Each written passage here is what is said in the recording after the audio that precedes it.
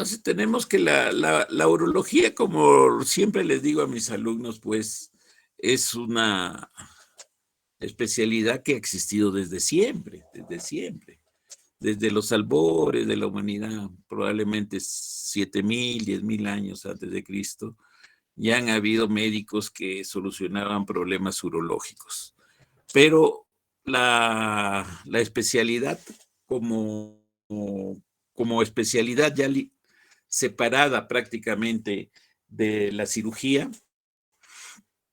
se realiza con la creación de la Sociedad Francesa de Urología en el año 1896. Indudablemente que esta independencia que logra la urología es debido a que tenía sus propias armas, su propia patología, y como ustedes van a ver en la evolución del curso y en la evolución de lo que ustedes aprenden en medicina, pues la urología es un pilar fundamental para el desarrollo de las técnicas vigentes actualmente quirúrgicas, no solo en la especialidad urológica, sino a nivel de toda la medicina. Estamos hablando de las cirugías mínimamente invasivas, como las cirugías laparoscópicas, la endourología, que todas las especialidades han rescatado y han desarrollado sus propios equipamientos, ¿no? Teniendo como base lo que viene a ser la piedra principal de todo lo que es la cirugía mínimamente invasiva endoscópica o laparoscópica, que es el descubrimiento, pues, del cistoscopio. Esto en la década de 1880, 86, 87 y 88, en que ya se incluye el foco de luz que se había descubierto por aquel entonces. Entonces, la urología ha existido siempre y los urólogos han estado ahí presentes también. En ese tiempo era el médico general, pero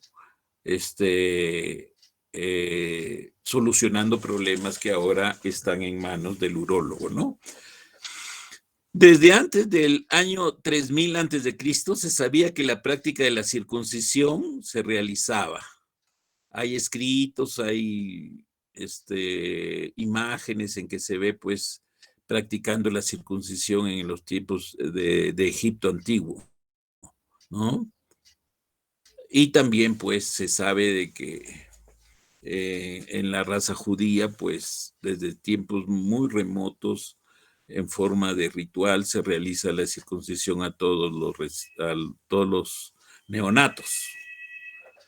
La litiasis vesical es una de las patologías más antiguas que se conocen. Entonces hay evidencias, ¿no? Se han encontrado cálculos dentro de las vejigas en los cementerios antiguos, ¿no? Se han encontrado, y también con aditamentos en algunas oportunidades para extraer estos cálculos. Hay evidencia de momias egipcias con litiasis de oxalato cálcico y estruvita. Hipócrates, ya antes, unas centenas de años antes de Cristo, su juramento aconsejaba no realizar la intervención de la piedra, le llamaban ellos, si no era realizada por expertos. Está dentro del juramento hipocrático.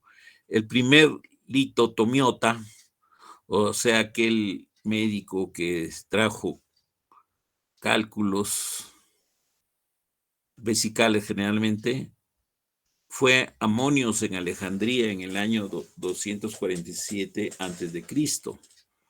Galeno, en el año 129 después de Cristo, perfecciona los conocimientos anatómicos y describe la técnica de litotomía, o sea, apertura para extraer cálculos.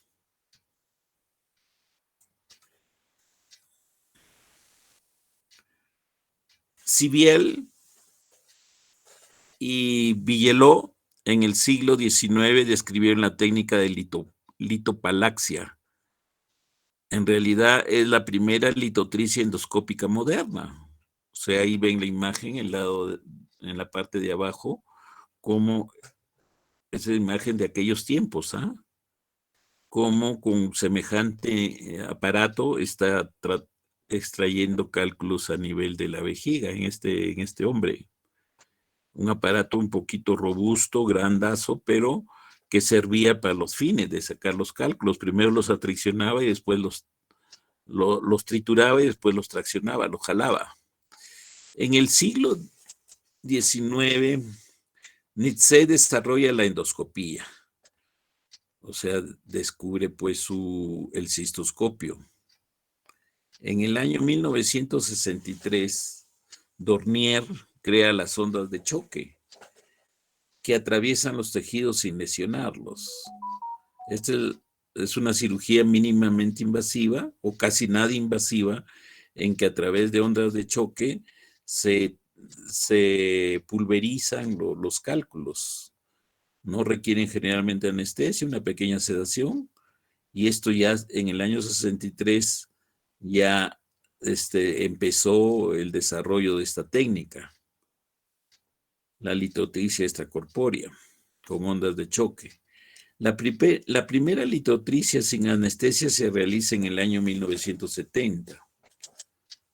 Aquí fueron los españoles los que capturaron esta técnica, a pesar de que ellos no fueron los descubridores. En Madrid es de que se hace con bombos y platillos la primera litotricia extracorpórea.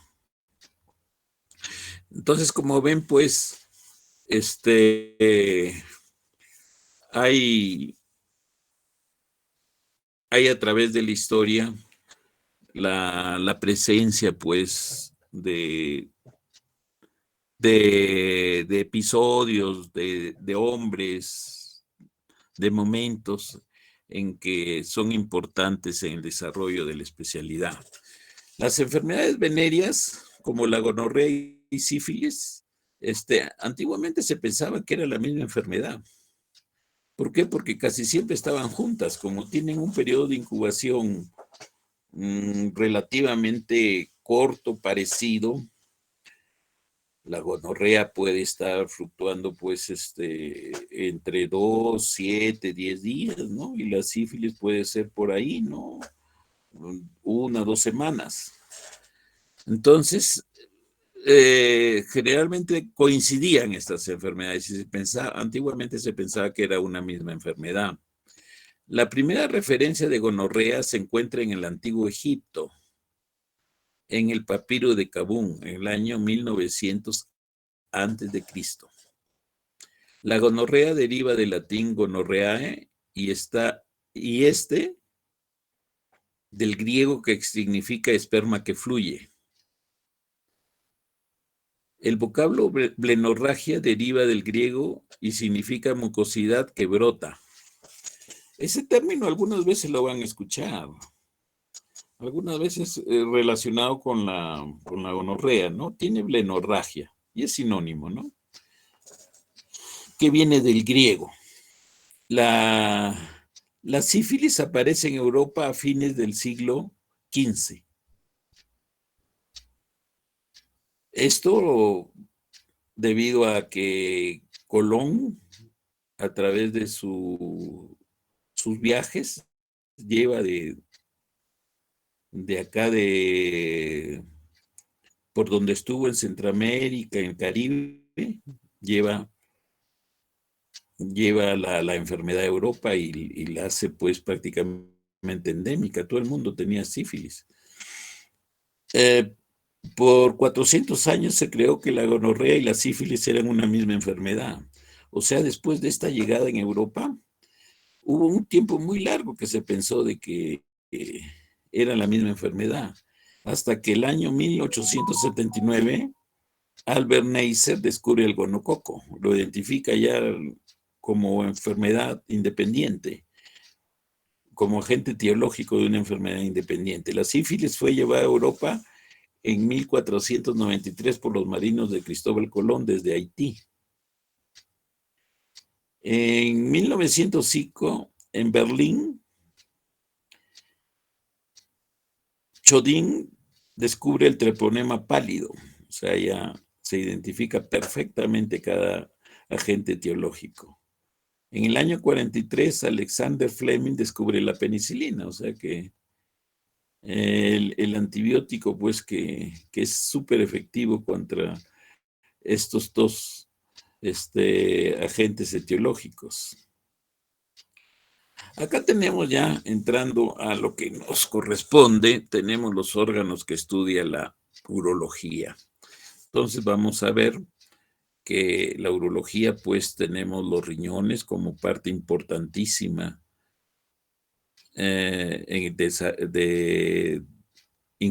que incluye la patología de la urología, las patologías renales, las de la vía urinaria, los uretes, la de la vejiga, de la uretra. Y también por continuidad, cuando es parte de necesidad quirúrgica suprarrenal, también está incluido dentro del urólogo. Por continuidad, porque no tiene que ver, ¿no? Pero por continuidad, y todo el retroperitoneo también debería ser parte del desempeño de la actividad del urólogo. Y tiene un plus. El plus es el aparato genital masculino, tanto los genitales internos, próstata, como los genitales externos, pene, testículos, etc. Entonces, todo ese es el universo donde se desarrolla la especialidad. Vamos a desarrollar nosotros ahora algunos temas importantes como la sintomatología y exploración física del tracto urinario, o sea, la semiología y la evaluación física del paciente, los exámenes de laboratorio básicos, importantes, y también el apoyo que nos brinda la radiología en la especialidad, ¿no? Entonces, acá tenemos sintomatología y exploración física del tracto genitourinario. Es algo que ustedes ya han pasado por diferentes cursos. Nosotros ahora tratamos de afianzar los conceptos nomás, ¿no? Entonces, semiología, como ustedes saben, es pues el estudio de la semiótica. Es una rama de la medicina que trata de los síntomas y signos de las enfermedades. Y parte muy importante que en algunas oportunidades uno deja de tener conciencia de lo importante que es preguntar al paciente y examinar al paciente.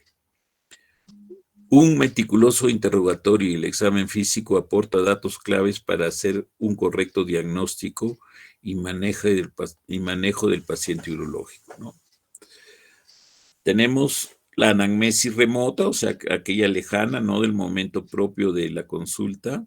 Tenemos los antecedentes mórbidos. Nosotros sabemos, por ejemplo, que la diabetes mellitus está relacionada con balanopostitis micótica. O sea, vamos a ver cuando ya evaluemos pacientes ya de edad avanzada, por decir pacientes de 50, 60 años que tienen balanopostitis, llegan a la consulta por balanopostitis. Entonces nosotros debemos correlacionar que eso se presenta generalmente en las diabetes de mellitus, generalmente que están descompensadas. Entonces, hay que siempre correlacionar eso, ¿no? Balanopostitis micótica o balanopostitis en general en hombres viejos con la diabetes mellitus. La diabetes mellitus igualmente nosotros siempre debemos estar pensando que puede ser la causante de una falla neurogénica, producir una vejiga neurogénica. Igualmente la producción de la diabetes mellitus de infecciones del tracto urinario recurrentes. Y también no se olvide la disfunción eréctil que la primera causa probablemente en varones adultos mayores de edad es de la disfunción eréctil, la causa entonces es la diabetes mellitus. Correlacionar también la hipertensión arterial con la disfunción eréctil. O sea, la disfunción eréctil, la primera causa es la hipertensión arterial. Cuando tenemos un paciente que tiene alteraciones metabólicas como la gota, debemos correlacionar y pensar que puede tener litiasis. Puede haber urolitiasis, o sea, pedirle un estudio por imágenes para ver que efectivamente no se presenta esta alteración. También preguntar sobre el uso de fármacos. ¿Qué fármacos está usando? Antecedentes quirúrgicos, muy importante, muy importante. Y dentro de los antecedentes quirúrgicos también el urólogo está obligado a saber si en esos procedimientos, en esas cirugías, hubo necesidad de colocar catéter, sonda de Foley. Es importante como antecedente. Antecedentes personales como infecciones del tracto urinario previos, traumatismos que hayan habido, cateterismos uretrovesicales también. Antecedentes familiares también. Esto sobre todo va relacionado ya con la patología oncológica, que es muy importante. También hay patologías que hay grupos familiares que tienen mayor presentación de alguna alteración. Por ejemplo, sin que sea nada congénito, hay grupos familiares que tienen litiasis, ¿no? Pero más va enfocado en el aspecto oncológico, ¿no? Preguntar sobre cánceres, por decir, en pacientes con padecimientos prostáticos, preguntar si el padre, abuelo, tío, hermanos han tenido cáncer de próstata, ¿no? Hábitos nocivos, como el tabaco. El tabaco pues está relacionado con muchas alteraciones urológicas, sobre todo neoplásicas, el cáncer de riñón, cáncer de vejiga, están bastante relacionados con el consumo del tabaco. El alcohol igualmente, es importante preguntar sobre los antecedentes en consumo de alcohol, tanto para ver si pueden haber alteraciones secundarias o también para el manejo del paciente, ¿no? Pacientes alcohólicos, por decir, si uno quiere prescribir alguna medicación, hay veces tenemos que recalcar bien al paciente de que no puede consumir alcohol por la interferencia que puede haber en los mecanismos de acción de los medicamentos. Los antecedentes de drogas también son importantes. Antecedentes ginecológicos en la mujer, en los casos de incontinencia urinaria de esfuerzo, son importantísimos saber. Los partos, cómo fueron los partos prolongados.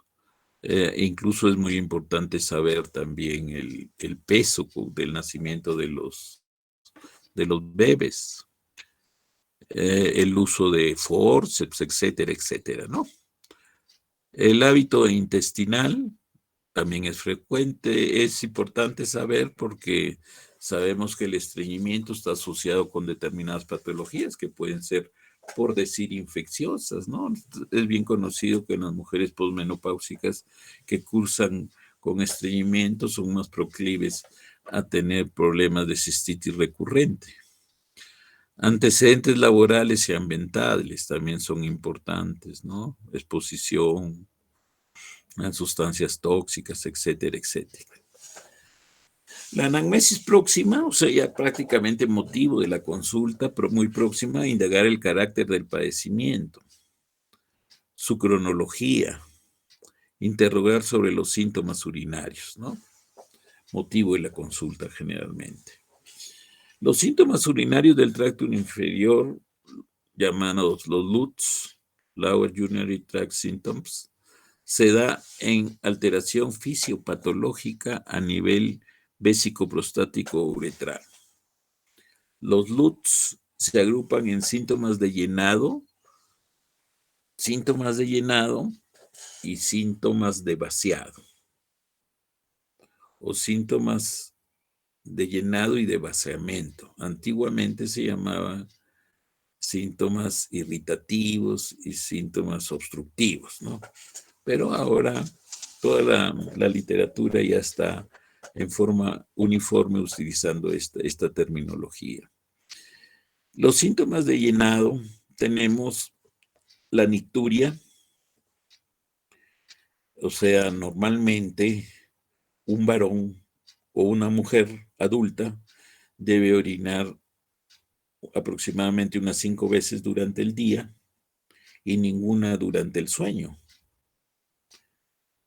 Esto ya lo vamos a explicar posteriormente, pero así debe ser. Y esto, ustedes ven que para agilizar, van a ver, cuando queremos agilizar la consulta, preguntamos nosotros por este síntoma, la nicturia. Le preguntamos, ¿y usted cuántas veces fricciona en la noche? Por decir, pacientes prostáticos. Y con esto ya nos damos una idea del grado de compromiso sintomático que puede tener el paciente. ¿Ya? Lo normal es no miccionar durante el sueño, o sea, no levantarse después de haberse echado a dormir a orinar. Eso es anormal, hay que estudiarlo. La urgencia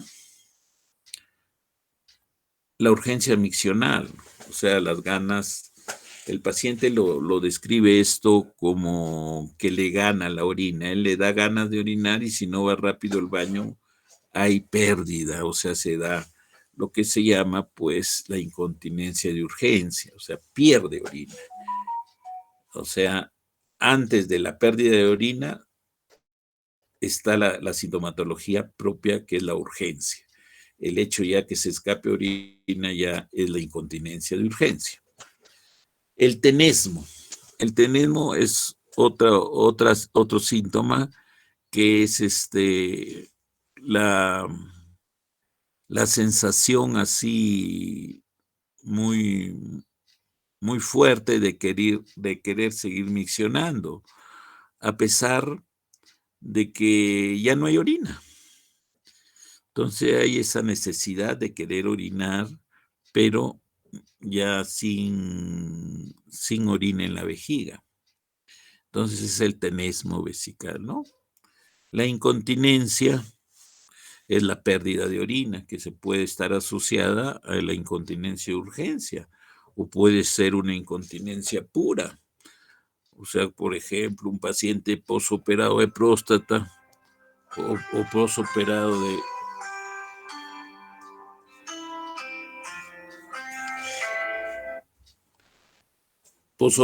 de una prostatectomía radical, por decir. A ver, vamos a apagar el aparato para que no nos fastidie. A un paciente que le realizaba una prostatectomía radical. En los primeros días, en las primeras semanas, puede tener una incontinencia pura, o sea, pérdida de orina, como un caño abierto. Entonces hay varios tipos de incontinencia que después vamos a irlos conociendo. Otra incontinencia que es frecuente, probablemente una de las más frecuentes, es la incontinencia urinaria de esfuerzo en las mujeres, ¿no? Cuando hay un grado de distopia, alteración del piso vesical, puede haber fuga de orina cuando hay determinado tipo de esfuerzos. La enuresis vendría a ser, pues, la pérdida de orina durante el sueño. Ahora, hay exigencias en algunas sociedades de mencionar, de denominar la enuresis como enuresis nocturna, especificar que es nocturna, ¿no? Eso parecería que es un poco, por decir, algo repetitivo, algo que se sobreentiende, pero Así nos obligan a veces, nos están obligando a algunas sociedades internacionales a mencionar, ellos en sus guías especifican que debemos, cuando nos referimos a enuresis, poner eh, al lado enuresis nocturna. Los síntomas de vaciado de la fase miccional, los que antiguamente se conocían como síntomas obstructivos.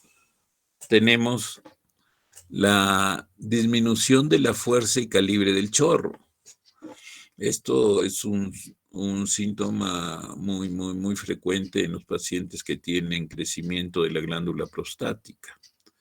Ellos refieren esto, ¿no? Notan, son uno de los primeros síntomas y signos que nosotros lo evidenciamos cuando hacemos miccionar a nuestro paciente de que el chorro es más adelgazado, ¿no? La latencia, llamada también vacilación. La latencia vendría a ser la demora, la espera miccional, o sea, la demora para iniciar la micción. La disuria puede ser de esfuerzo o dolorosa, ardor o dolor al momento de orinar. O sea, nosotros consideramos como disuria cualquier sensación que hay cuando sale la orina, ¿no? Puede ser dolorosa, en algunas oportunidades el paciente también nos refiere que siente como hincada cuando sale la orina, como si hubiera una aguja que está ahí comprometiendo una espina a nivel de la uretra, ¿no? Entonces, todos esos síntomas así nos podríamos agrupar dentro de lo que es la disuria, ¿no? Tenemos el goteo terminal, también muy frecuente en los padecimientos prostáticos, cuando hay crecimiento de la glándula prostática. La retención urinaria, que es, por decir, el síntoma final, terminal de un gran padecimiento de síntomas, en este caso de vaciado, obstructivos, causados por el crecimiento de la glándula, o también por la impactación de algún cálculo, ¿no? A nivel, en el varón, a nivel de la uretra prostática o a alguno de los niveles de la uretra, ¿no? Interrupción súbita del chorro miccional asociada a litiasis y se explica cuando ésta se enclava en el cuello y la vejiga, ¿no? Este es un signo patognomónico, se podría decir, de cuando hay un cálculo que está en la vejiga, generalmente mayor de 10 milímetros de diámetro. En algunos momentos se enclava, quiere, quiere progresar a través de la uretra y se enclava a nivel del cuello y produce retención, pero el paciente ya conoce y él se moviliza, se echa a la cama o se voltea, da algún giro y empieza a miccionar nuevamente. Entonces es un signo bien característico pues de la litiasis vesical. Tenemos otros síntomas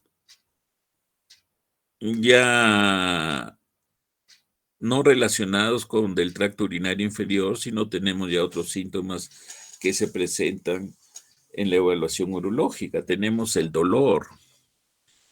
El dolor probablemente es la manifestación más frecuente en las enfermedades geniturinarias. Puede ser local o referido. Local, cuando está muy próximo al órgano comprometido, por decir un dolor local puede ser el dolor suprapúbico, cuando hay una retención de orina. Y un dolor referido puede ser cuando la zona comprometida está alejada donde se siente la molestia. Por decir, lo más clásico de esto es pues cuando hay un dolor a nivel de la juntura pielo-ureteral, hay enclavado un cálculo y va a producir un dolor referido a la zona del hemiescroto ipsilateral, o sea, del mismo lado, y también si es mujer, la alteración está en la juntura pielureteral, está obstruido ese nivel, pero le duele a la mujer a nivel de los labios del mismo lado. Ese es el dolor referido. El cólico renal en realidad es un cólico extremadamente, por decir, intenso.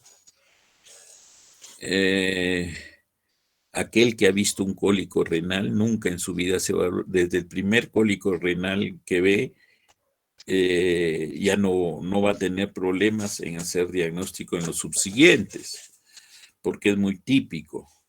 El cólico renal, aparte de ser muy intenso, causa mucha agitación en el paciente. El paciente está muy inquieto, no hay posición antálgica.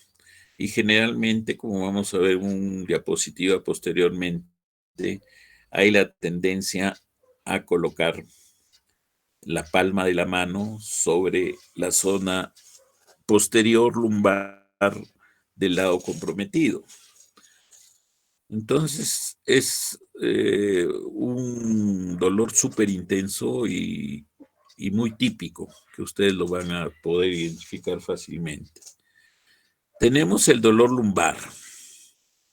El dolor lumbar, tenemos el dolor renal que se localiza en el ángulo costovertebral justo por debajo de la 12ª costilla. Ya, entonces nosotros tenemos en el examen urológico o incluso rápido que se hace en consulta externa, siempre hacer puño percusión en la zona renal, encima en la 12, de la 12ª hacer la percusión para ver si hay dolor.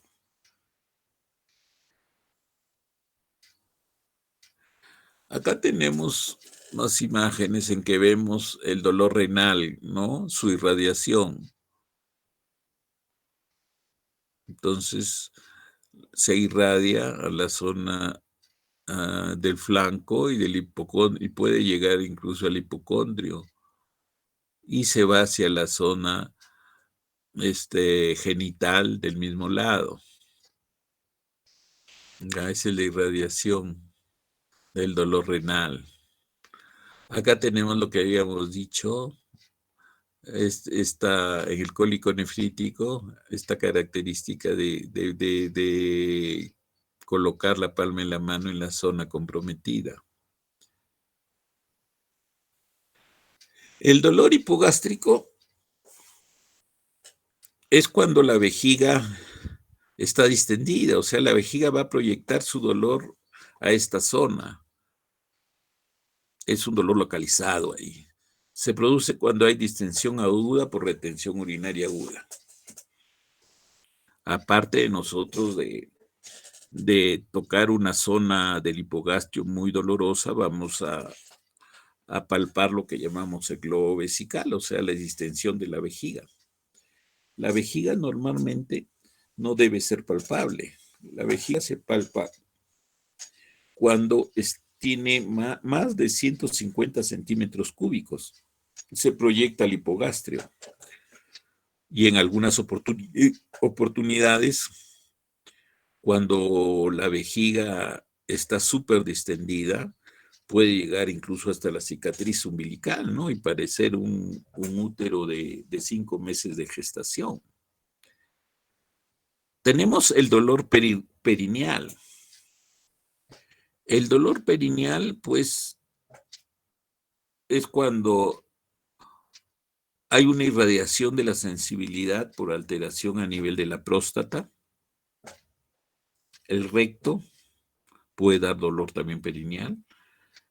En las fístulas, pues, que pueden haber las fístulas anales. En la vagina también puede ser el órgano punto de partida.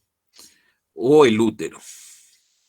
No, lo más característico del dolor perineal en urología es el dolor que presenta el paciente que tiene prostatitis aguda o prostatitis crónica. Un dolor sordo en esa zona, ¿no? Tenemos también el dolor escrotal, que incluye el síndrome de dolor testicular agudo, que el testículo agudo, que es un gran capítulo de la urología que contempla todas las alteraciones a nivel del testículo. Ya tenemos aquí pues infinidad, pues el testículo puede doler desde una epidimitis, una torsión testicular, una torsión de apéndice del epidídimo. O sea, hay varias patologías inmersas dentro de este capítulo tan amplio que es el testículo agudo. Y también puede haber otros dolores testiculares que no son tan agudos, como por ejemplo el dolor que puede causar el varicocele, que es motivo de consulta bastante frecuente. Es un dolor, un sordo, pero ahí muy, muy permanente, que se irradia hacia la zona inguinal y del mismo lado. Entonces ese es otro tipo de dolor también a nivel testicular. Bien, tenemos luego la alteración del volumen urinario. Nosotros sabemos que el volumen urinario debe fluctuar en un adulto, varón o mujer, aproximadamente 1.800 centímetros cúbicos, 500 a 1.800 centímetros cúbicos por día. Entonces, tenemos nosotros la poliuria, que es la producción excesiva de orina, ¿no? Es uno de los síntomas cardinales de la diabetes descompensada, ¿no es cierto? La poliuria, orinan mucho. Poliuria nocturna se presenta en padecimientos prostáticos, ¿no? Puede ser la oliguria, que es la producción de orina menor de 0,5 centímetros cúbicos por kilo por hora. Habitualmente se acepta que la producción de orina menor de 400 centímetros cúbicos en 24 horas. Hablamos de oliguria. Tenemos también la alteración en el aspecto de la orina. Hay que ver cómo la orina es turbia, piúrica. La turbidez de la orina puede darse por proteinuria, puede darse por infecciones. ¿Ya? Entonces hay que correlacionar eso, ¿no? También en alteraciones en el aspecto de la orina puede haber síntomas hemáticos, ¿no? Un color rojizo característico. Tenemos la fecaluria, que es la presencia de heces en la orina, signo patognomónico de fístula enterovesical. Esto se puede ver, por decir, en las pelvis congeladas cuando hay cáncer de cuello uterino avanzado. Entonces puede haber esto, ¿no? De la fecaluria. Entonces, es un síntoma y un hallazgo no tan frecuente, pero es característico, muy característico.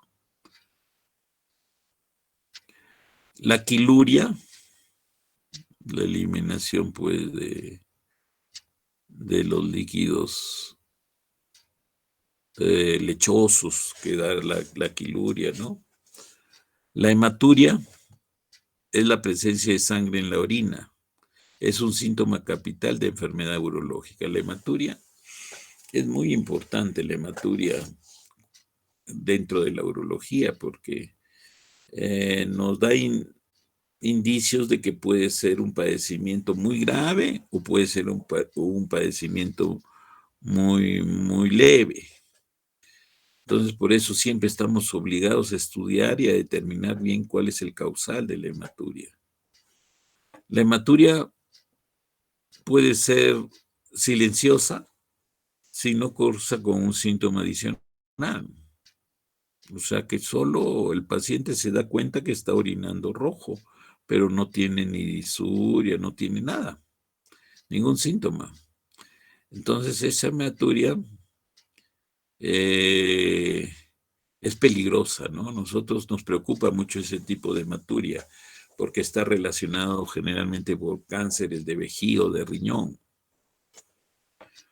Puede ser total si se tiñe toda la orina. O sea, si todo el chorro urinario sale teñido, es una orina total, que generalmente nosotros la que relacionamos y pensamos de que es un padecimiento vesical o renal. Si es inicial, si solo se tiñe la orina inicial, más bien nosotros pensamos de que es un padecimiento que está a nivel de la uretra o el cuello y la vejiga, podría ser. Terminal, si se tiñe la orina al final de la micción, o sea que orina claro generalmente y al final cuando hace un esfuerzo miccional sale alguna gotita de orina manchada con sangre. Entonces esto se da en los padecimientos también del piso vesical. Esto lo pueden presentar por decir una cistitis aguda, las mujeres pueden describir eso, de que como tienen tenesmo, al final se exigen, empujan y pueden tener esa hematuria terminal. También está la microhematuria, que la encontramos con los exámenes de ayuda diagnóstica, examen de orina, va a encontrar hematuria, ¿no? La orina espumosa se debe descartar la presencia de proteinuria y glucosuria, y también bacteriuria, ¿no? Las bacterias también son proteínas y pueden dar orina espumosa. La menuria es la presencia de hematuria en relación al ciclo menstrual. Es un término probablemente que no han escuchado tanto, pero es menuria, presencia de hematuria en relación al ciclo menstrual. Es patognomónico de endometriosis de la vía urinaria. O sea, cuando hay siembras de endometrio a nivel de la vía urinaria. Neumaturia, salida de gas con la orina por la uretra y es patognomónica de fístula entero-urinaria. Habíamos visto antes, ¿no? Antes habíamos visto, si se acuerdan, ustedes la fecaluria, presencia de heces en la orina. Si además hay gases, nosotros tenemos la neumaturia. Van juntas. La coluria es presencia de pigmentos biliares en la orina secundaria e ictericia obstructiva. Tenemos el aumento del volumen abdominal y escrotal. ¿Cuándo se da el aumento del volumen abdominal y escrotal? Puede estar relacionado a anomalías congénitas, tumores, quistes, hidronefrosis. Por decir un tumor que es característico, pues, de que da una masa abdominal es el tumor de Wilms. Se presenta es el cáncer pediátrico renal. Entonces, grandes tumoraciones que se llega a la conclusión con el examen clínico que son dependientes del riñón, lo más probable es que se trata de un tumor de Wilms. Algunos quistes, ¿no? Algunas también grandes hidronefrosis. Las grandes hidronefrosis por alteraciones congénitas de la juntura piel-ureteral pueden dar, pues, pueden dar la presencia de tumoraciones a nivel del flanco o incluso que se proyectan hacia la zona abdominal. La tumoración escrotal se relaciona a edemas, o sea, el edema es característico, ¿no? Hay veces nos hacen la interconsulta por un aumento de la zona escrotal, pero está relacionado, está asociado pues a una alteración sistémica. O sea, si todo el organismo, la cara, el abdomen está con ascitis, está con edema en miembros inferiores, también va a ser edema escrotal, pues. Entonces eso salta a la vista de que no es necesariamente una patología que nos competa a nosotros los urólogos. Tenemos infecciones de tipo foliculitis escrotal. Esto es frecuente en la consulta. Llegan estos pacientes en la consulta externa. Pacientes que tienen un bultito a nivel del escroto, que en algún momento puede haber sido sintomático y que después ya se vuelve frío. Generalmente son foliculitis escrotales, que no tienen mayor sentido. Si está el cuadro, por decir, agudo, se puede dar algún antibiótico, algún antiinflamatorio. Y cuando ya son fríos, salvo que no produzca, que se haya quedado muy grande y produzca molestias a la fricción, entonces se puede hacer exéresis. Caso contrario, no. Si está comprometido el cordón espermático, pensar en varicocele, quistes de cordón. El quiste de cordón no es doloroso, generalmente está en la zona inguinal y logramos nosotros delimitar bien, palpar bien el testículo, independizar bien este quiste del testículo. Estos quistes, salvo que sean muy grandes o que molesten, se realiza la operación de extracción. Caso contrario, no. Las deferentitis, cuando se compromete el deferente, esto se puede ver en los procesos específicos tuberculosos. O sea, hay tumoraciones arrosariadas a nivel del deferente. Alteraciones de la esfera sexual.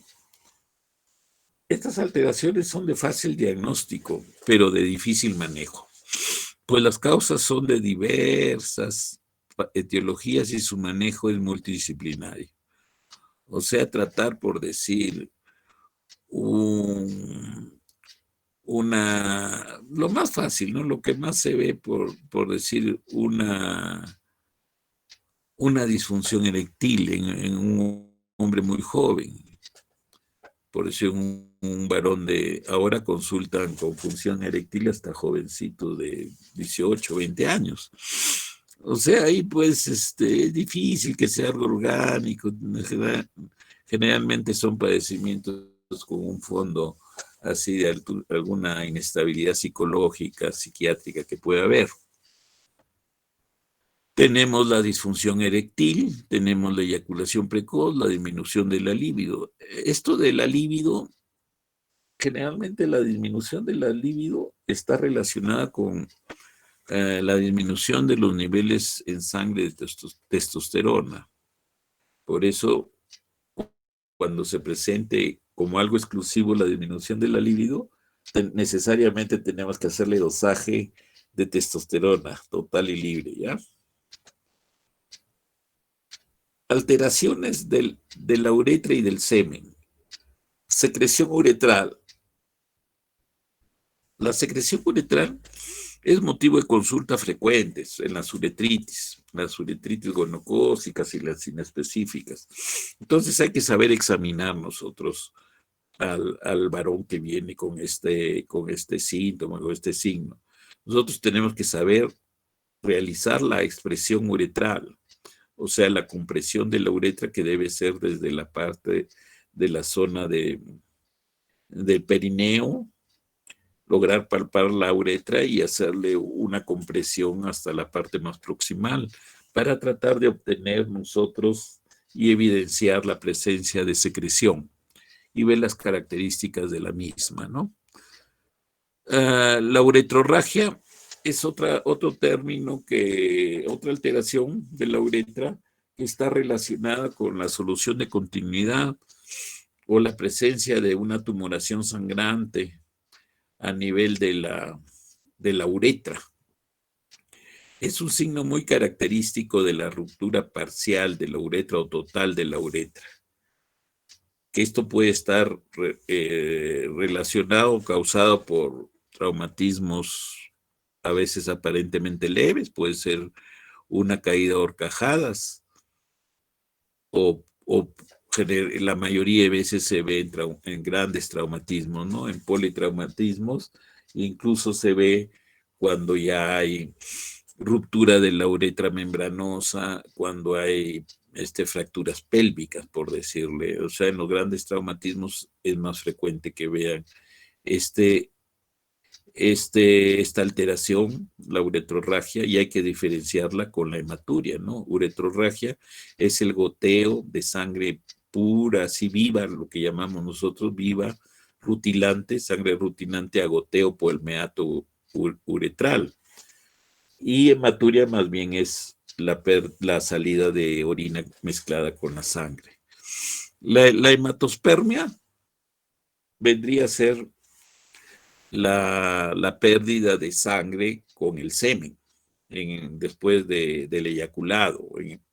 Generalmente se da, no es sintomática en ese momento, pero alarma mucho al paciente o a la pareja también, porque ven pues de que el semen ha salido con sangre. Es algo que llama mucho la atención a ellos y los preocupa mucho, ¿no? Pero generalmente son padecimientos de menor importancia relacionados con sangramiento a nivel de la distensión y contracción y de las ciertas maniobras que puede hacer el varón o la mujer en algunos casos también ayuda para que no haya un eyaculado rápido. Entonces se puede presentar esta hematospermia. Lesiones no patológicas del pene, que motivo de consulta también tenemos las pápulas perladas, que son frecuentes, las presentan más o menos un 30-35% de todos los varones. Presentan las pápulas perladas, lo único que hay que aconsejar es buena higiene para que no se inflamen. Y las glándulas de Tyson también, que son unas glandulitas que están a nivel parafrenillo, que generalmente son un par o pueden ser 3 a cada lado, pero la mayoría de veces son 2 a cada lado, que igualmente hay que aconsejar nomás buena higiene. Acá tenemos las pápulas perladas. Acá tenemos las glándulas de Tyson. En cuanto al examen físico, vamos a encontrar los signos de las patologías, los hallazgos objetivos. Se hace en ambiente privado, debe incluir siempre las regiones inguinoescrotales, de cúbito supino y en algunos casos de pie. Sobre todo cuando examinamos varicocele o el diagnóstico diferencial es hernia inguinoescrotal, ¿no? Examinarlo de pie. Examen físico renal, los riñones entregan información habitualmente cuando los procesos patológicos se encuentran avanzados. ¿Ya? Esto muy característico es por decir en el cáncer de riñón. Nosotros el cáncer de riñón, ya cuando está muy avanzado, puede manifestarse clínicamente a la palpación o dar hematuria en momentos muy avanzados. Normalmente el riñón es difícil palparlo. Hay que hacer inspirar profundamente al paciente o a la paciente para nosotros palpar el polo inferior en la maniobra de Guyon que vamos a ver en el esquema. O sea, hay que hacer inspirar profundamente al paciente o a la paciente para nosotros palpar el polo inferior. Entonces, normalmente no se palpa el riñón. Se realiza en decúbito supino, una palpación bimanual y puede ser útil la maniobra de Guyon. Vamos a ver, hay una imagen que vamos a ver, hacer puño percusión lumbar. Siempre no se olviden de eso. Dentro del examen urológico, aunque sea el básico, el más, por decir, el más breve que se hace en consulta externa, incluir siempre puño percusión lumbar. Auscultación generalmente no la realizamos, pero si nosotros estamos sospechando que puede haber un soplo o en hipertenso sobre todo, para descartar una estenosis de la arteria renal.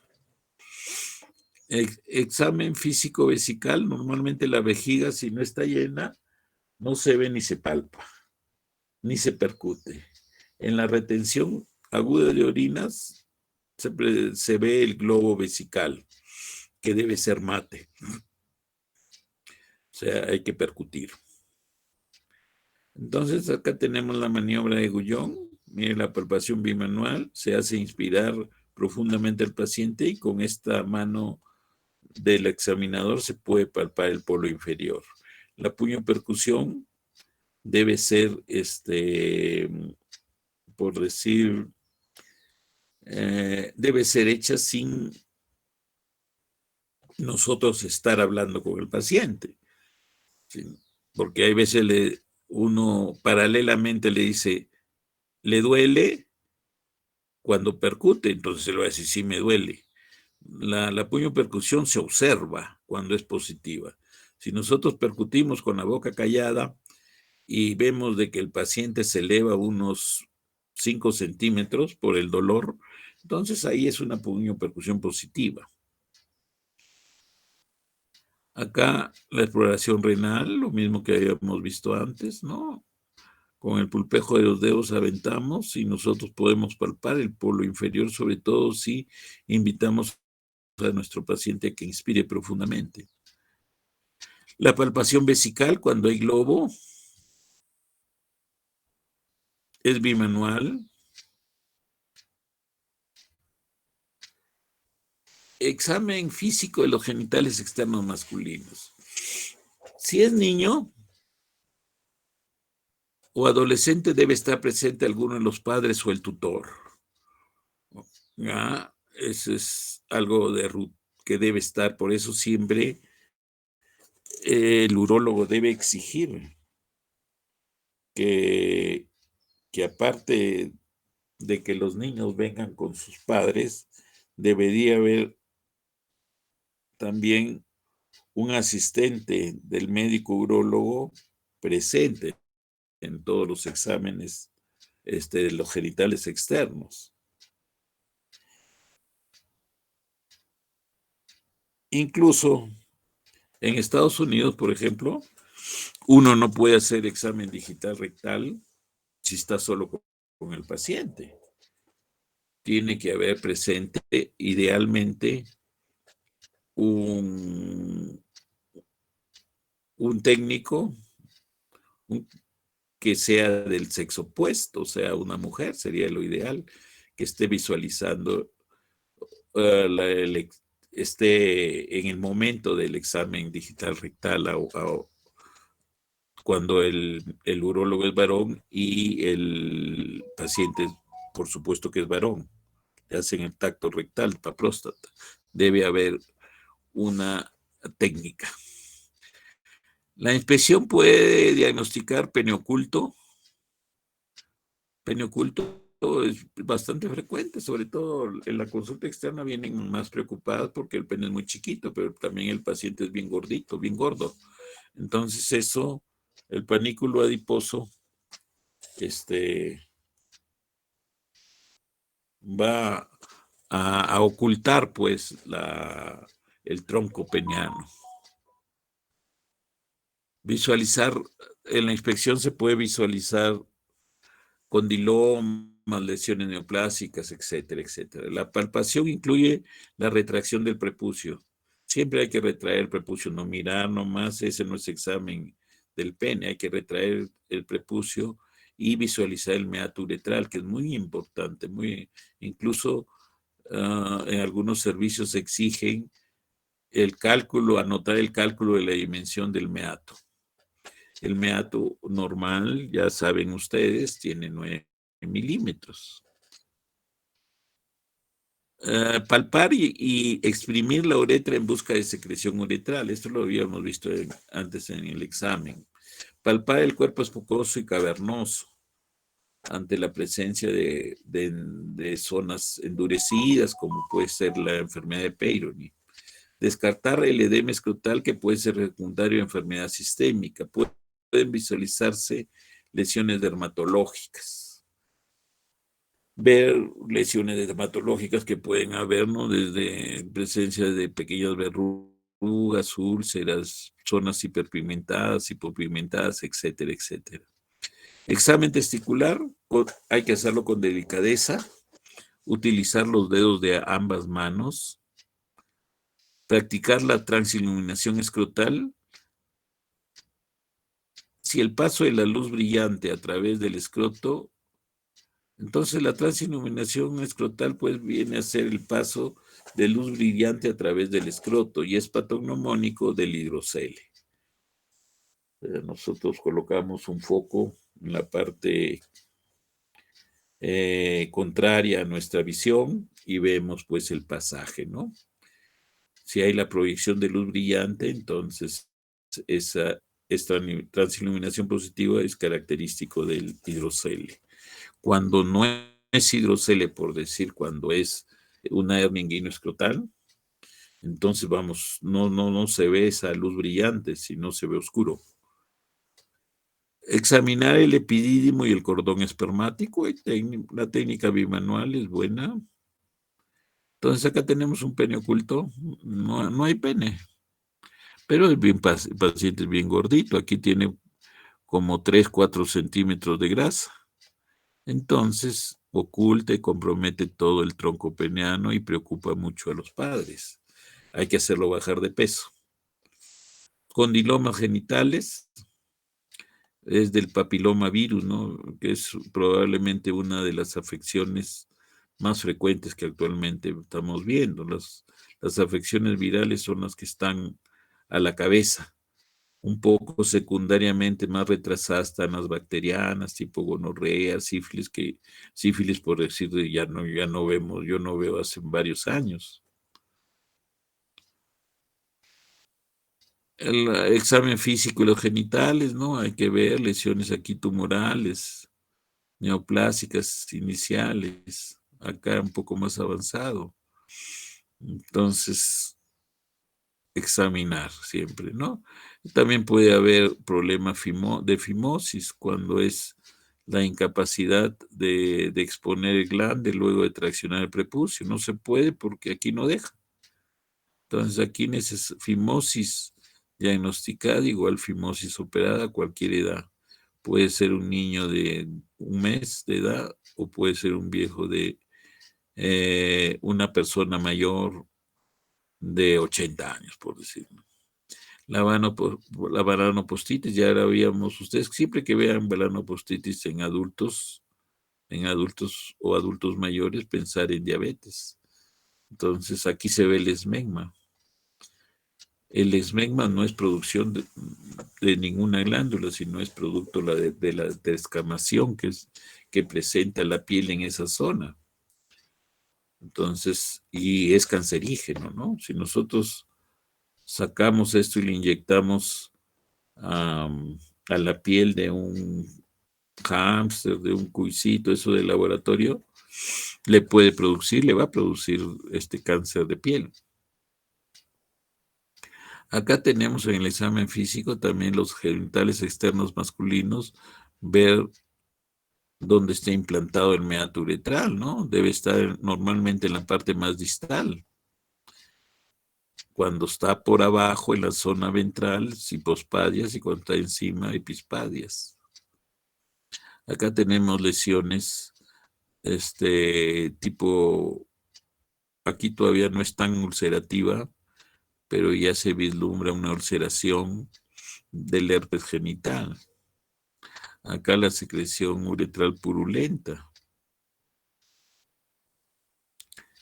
El chancro sifilítico tiene la característica que es numular y elevado, indoloro y se le llama limpio, porque no hay secreción. Y acá tenemos más bien el linfogranuloma venéreo, que es más espectacular y se ve más raramente ya indudablemente. Yo de estas estructuras no he visto en los últimos años. Claro que hay 2 años de silencio por la pandemia, pero antes no he visto, raramente. Antes lo veíamos mucho más frecuente, mucho más frecuente. Tenemos el molusco contagioso que tiene la característica pues de ser una formación semiesférica, umbilicada. Acá tenemos la enfermedad de Peyronie, miren, la curvatura anómala. Acá tenemos la fractura de pene, ¿no? Generalmente se lateraliza el pene al lado opuesto donde está estallado el cilindro del cavernoso. Acá tenemos los angioqueratomas escrotales, ¿no? Una afección un poquito rara, pero se ve, sí se ve y preocupa bastante al paciente. Acá tenemos los quistes, ya cualquier cantidad de quistes sebáceos, generalmente se vienen con 1 o 2.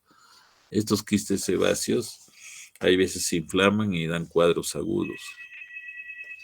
El examen testicular es bimanual, idealmente se debe hacer bimanual, en la forma que están viendo. Personalmente ya me he acostumbrado a hacerlo con una mano, pero eso depende cada examinador. El examen físico de genitales externos femeninos tenemos con presencia de asistente también. Si vamos a examinar a una mujer, tiene que ser con presencia de asistente. Igualmente es mejor que sea mujer. Posición de litotomía, puede encontrarse carúnculas. La carúncula es la protrusión a través del meato uretral externo en las mujeres de la mucosa vesical. Asusta bastante la presentación de estas carúnculas, pero es un padecimiento benigno, ¿no? Y de fácil manejo. Examinar las glándulas de Skene y Bartolino que pueden estar inflamadas o infectadas, ¿no? Ver prolapsos, sobre todo la incontinencia cistocele, prolapso de cúpula, enterocele y rectocele. Examen digital rectal en el hombre. Es muy importante lubricar el dedo índice en la mano dominante, lubricar el esfínter externo, examinar el tono en el esfínter para deslindar trastornos neurológicos. Hay que palpar el recto. Previamente, antes de introducir el dedo examinador, hay que relajar el esfínter haciéndole una frotación en un, en un generalmente haciendo el doble palpación del esfínter externo por unas 2 veces, ¿no? Eso relaja el esfínter y ya no hay problemas de que pueda presentar un reflejo vagal o otros, ¿no? Palpar el recto, se debe palpar el recto.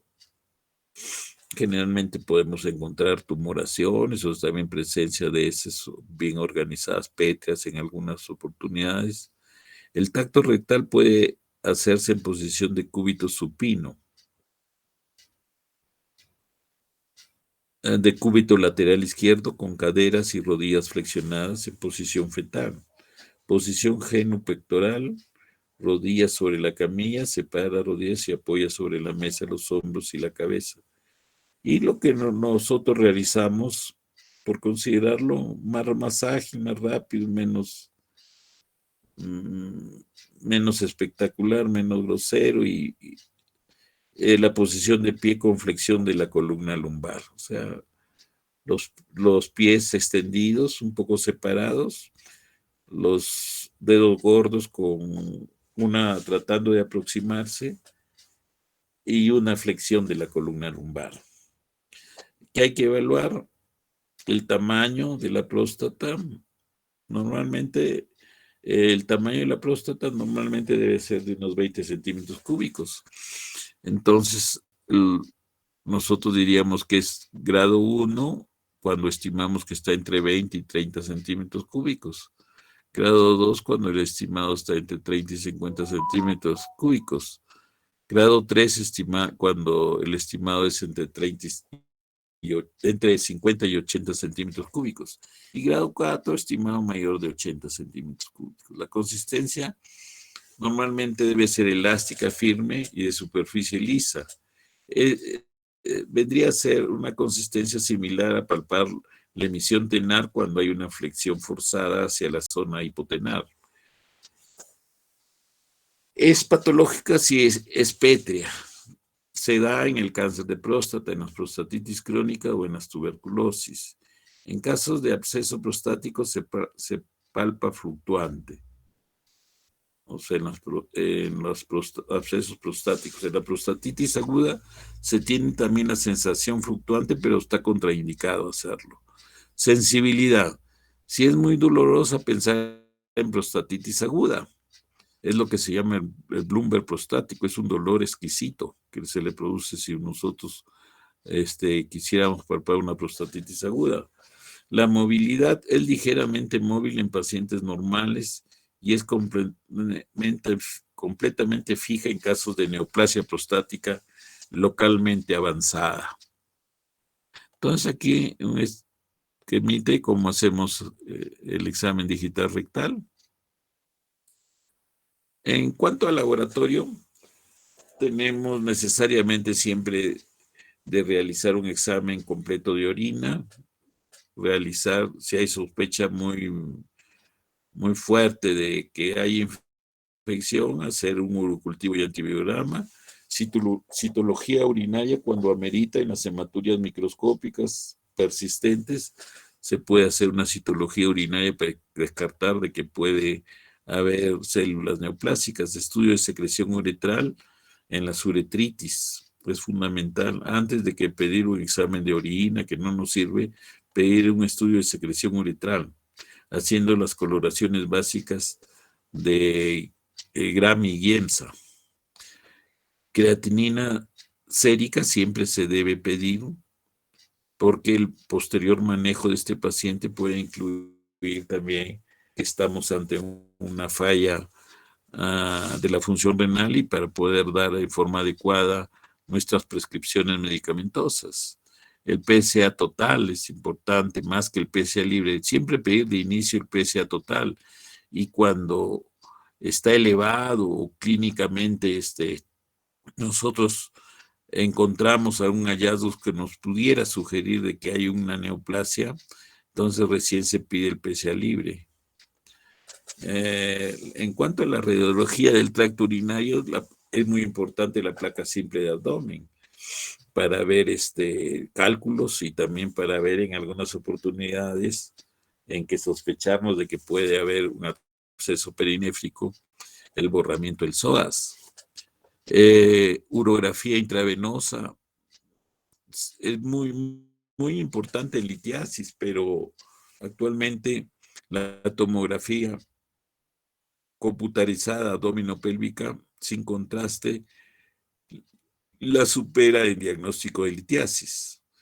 La pilografía retrógrada también pero esta la realizamos nosotros usando el citoscopio, colocando un catéter ureteral, inyectando sustancia de contraste y luego tomar las placas respectivas, que generalmente son dos, una del tracto urinario superior y otra del trayecto ureteral. Arteriografía aorto y renal selectiva, sobre todo en casos de que hay sospecha de un tumor, de un cáncer renal. La ultrasonografía, que es un examen básico de inicio muy importante. La tomografía computerizada con contraste o sin contraste, para litiasis, con contraste para dibujar mejor todo el árbol urinario. La resonancia magnética, últimamente muy importante para el diagnóstico de tumores prostáticos, de cáncer prostático, ¿no? El PET, o sea, la tomografía con emisión de protones y la tomografía computarizada, ¿no? Es procedimiento combinado para detectar tumores renales, sobre todo. Utilización de radionúclidos. Entonces, el cintigrama óseo en los problemas de cáncer de próstata, si hay metástasis. Acá tenemos una urografía intravenosa normal. Es importante, se utiliza bastante, es bastante útil, sobre todo donde no hay TAC y en algunos casos especiales, ¿no? También porque nos dibuja muy bien todo el árbol urinario, es importante.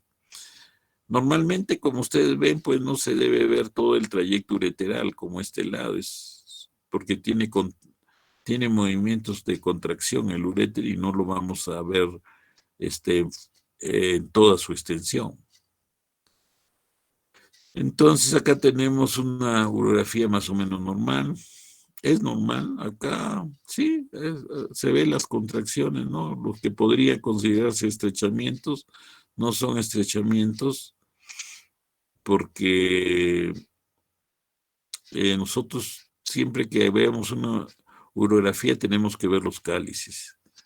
Si nosotros vemos las copitas bien formadas, entonces eso quiere decir que no hay obstrucción. Entonces acá tenemos una uretrocistografías normales en mujer y varón. La uretra de la mujer es más corta. Habíamos dicho que la uretra del varón está fluctuando entre 19 y 21 centímetros de longitud. La de la mujer es 4 centímetros. El diámetro es mayor en de la mujer también.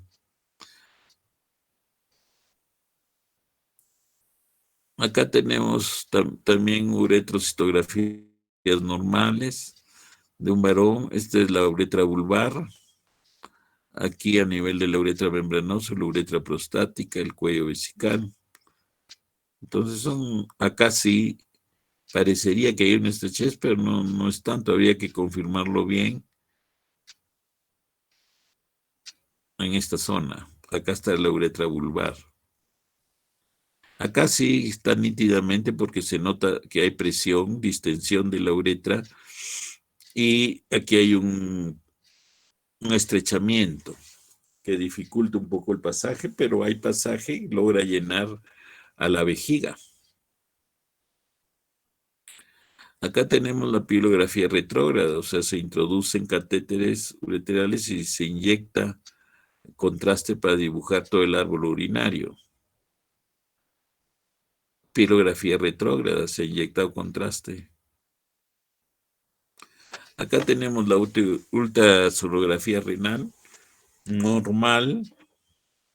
Debemos ver, ¿no?, el parénquima renal y en la parte medial el seno renal, que debe ser blanquecino, cuando más bien aquí se ve anecoico, se ve imágenes anecoicas acá, pensar en hidronefrosis. Acá tenemos una imagen ya ovoidea en el polo renal, que es sugestiva de un problema de un quiste, ¿no? Y tenemos acá otra formación que más estaría en relación a un tumor sólido, tumoraciones sólidas.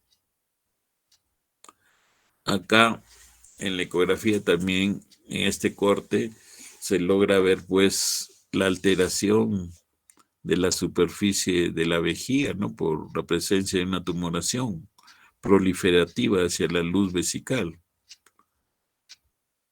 Acá tenemos en contraposición pues lo que puede ver la urografía excretoria, aquí una alteración, y lo que ve la ultrasonografía, la misma alteración. Acá las dimensiones que tomamos a la próstata en su evaluación rutinaria, ¿no? Cortes transparietales, transversales y sagitales, que nos van a dar un volumen prostático.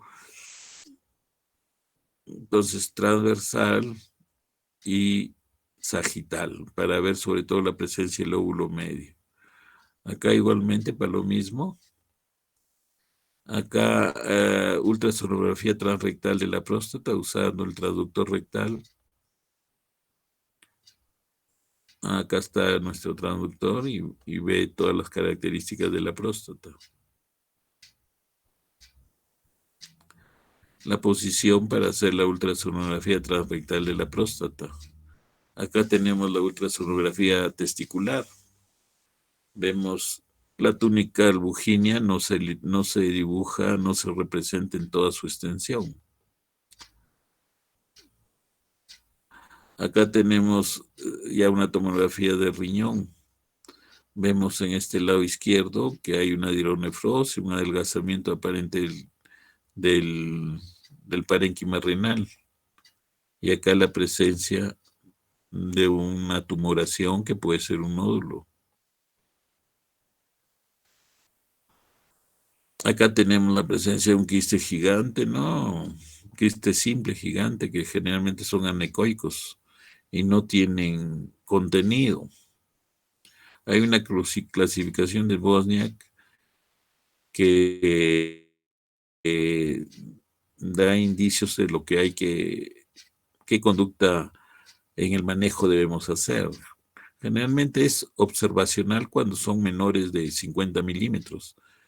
Y pasado los 50 milímetros y sobre todo también cuando hay diferentes densidades dentro del quiste, hay que hacer punciones y controles, ¿no? Papá Nicolau, para ver si hay células neoplásicas. Acá vemos una gran hidronefrosis. Ya está en el seno renal. Acá sí tenemos un tumor renal derecho. Acá una resonancia magnética, más para que para riñón, la resonancia magnética en urología está muy utilizada en próstata, en cáncer prostático. Acá tenemos la tomografía de emisión de protones. Esto es para diagnosticar, para confirmar o acercarnos más al diagnóstico de una tumoración maligna, ¿no? Entonces, una combinación de medicina nuclear con las tomografías, ¿no? En la inyección de unas sustancias radiactivas para ver si son muy vascularizados y tener una aproximación más a que es algo neoplásico. Acá tenemos la gamografía renal de MSA normal en el lado derecho y cicatricial tipo pielonefritis crónica con hipocaptación en el lado izquierdo. La visualización radioisotópica es importante en las gamografías para ver el grado de función del riñón. Acá para la cintigrama óseo para ver metástasis a nivel de todo el sistema óseo. Ok, entonces,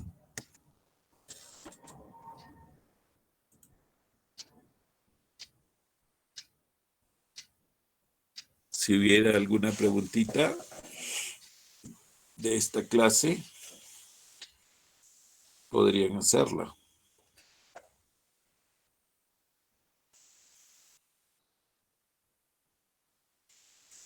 Está bastante claro. ¿Les ha gustado la clase o se han dormido toda la clase? Está interesante, doctor. Muy bien. Entonces, ahí vamos a quedar, pues. Ya para las próximas ya empezamos ya, como se dice, más con cada daño, con cada diagnóstico.